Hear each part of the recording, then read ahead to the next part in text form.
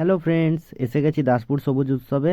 তো তাড়াতাড়ি করে আমরা ভেতরে ঢুকে পড়বো সবুজ উৎসবে এবং গিয়ে দেখবো চারিদিকটা। গিয়ে দেখবো এখানে কি কি আছে। এখানে ড্র্যাগন ট্রেন আছে,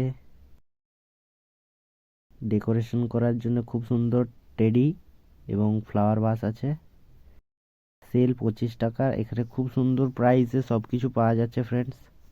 তো আমরা চলে যাব ভেতরের দিকে আরও। ফ্রেন্ডস, এই মেলা ভ্লগের ফুল ভিডিওটা আপনি আমার চ্যানেলে গিয়ে দেখতে পারেন।